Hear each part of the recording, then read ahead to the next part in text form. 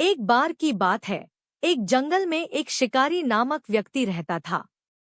उसका नाम रामू था। वह जंगल का राजा माना जाता था क्योंकि उसकी शिकार करने की कला में कोई मुकाबला नहीं कर सकता था।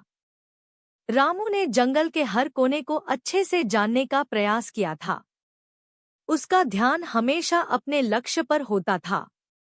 एक दिन रामू जंगल में एक विशाल बाघ का पीछा कर रहा था।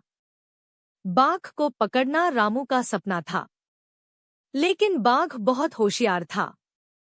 जब रामू ने बाघ का पीछा किया तो वह उसे बाधित करने का मौका कभी नहीं देता था। रामू ने कई दिनों तक बाघ का पीछा किया, लेकिन वह कभी भी उसे पकड़ने में सफल नहीं हो सका। एक दिन रामू ने एक बागीचे में जाने का निशाना बनाया।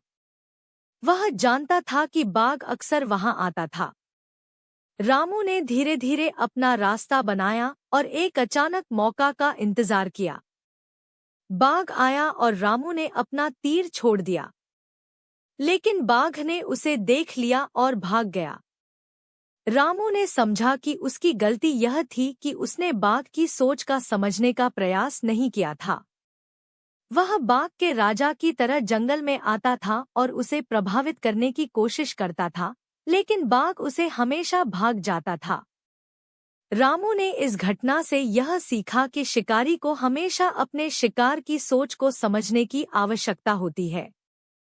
वह अब जंगल के नियमों का पालन करता और शिकार के साथ सहयोग करने का प्रयास करता। इससे न केवल उसका शिकारी कौशल में सुधार हुआ, बल्कि उसकी मानसिकता में भी एक नई दिशा मिली। यह कहानी हमें यह सिखाती है कि हमें हमेशा दूसरों के साथ सहयोग करना चाहिए और उनकी समझ को समझने की कोशिश करनी चाहिए। इससे हमें अधिक अनुभव और समृद्धि मिलती है।